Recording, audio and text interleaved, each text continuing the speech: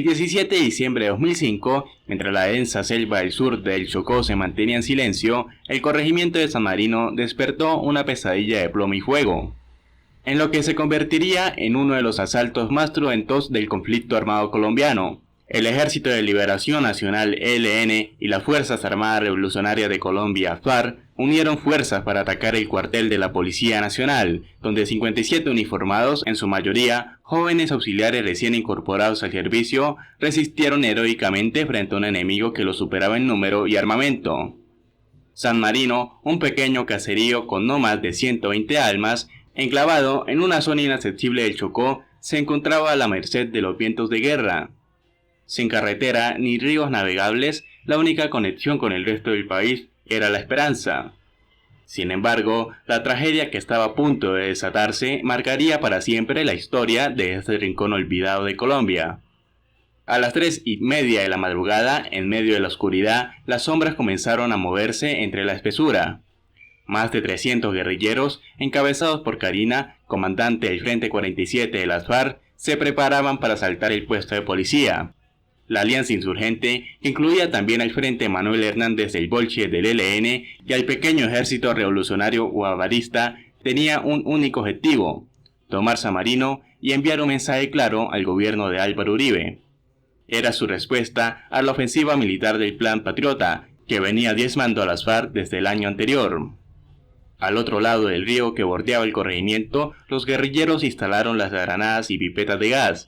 La calma que envolvía a San Marino se vio rota por el estruendo de las explosiones. En cuestión de segundos, las llamas comenzaron a iluminar la oscuridad, mientras que el cuartel policial se convertía en un blanco vulnerable. El subteniente Carlos Oviedo Cantillo, comandante del destacamento, se puso en pie al escuchar los primeros disparos. A su alrededor, los jóvenes auxiliares regulares intentaban organizarse en medio del caos. «Mantengan la calma, muchachos, resistan», gritó Oviedo, consciente de que estaban en desventaja, pero decidido a no ceder el terreno sin pelear. Intendente José Antonio Galvez, su mano derecha, revisaba las municiones disponibles, sabiendo que no durarían mucho.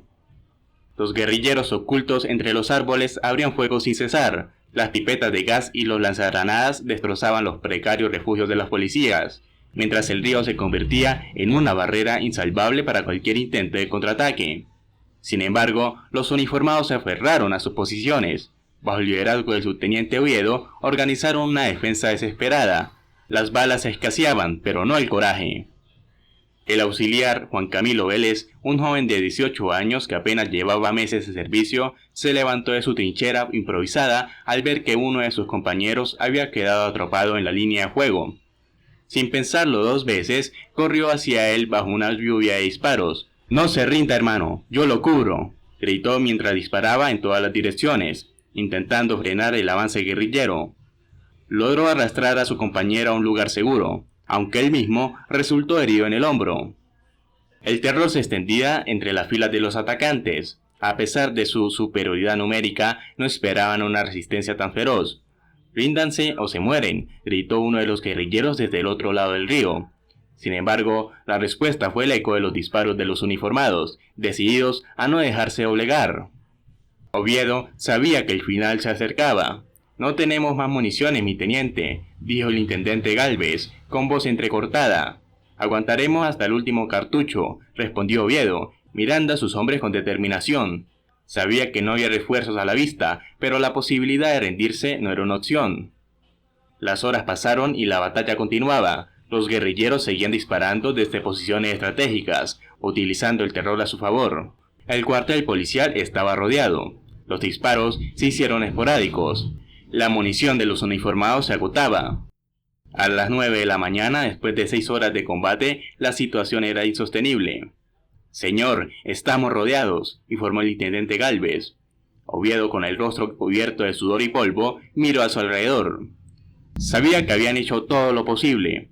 «No tenemos más balas, pero tenemos nuestro honor», dijo a sus hombres. «Si tenemos que caer, que sea con dignidad». Sin embargo, no había más que hacer. Con la munición agotada y sin refuerzos, la rendición era inevitable. Los policías fueron capturados, entre ellos el propio subteniente Oviedo. Los guerrilleros, aliviados por la victoria, saquearon el cuartel. Según comunicados de las FARC, se llevaron 46 fusiles, miles de cartuchos, equipos de campaña y otros pertrechos. La pequeña San Marino quedó devastada, tanto física como emocionalmente.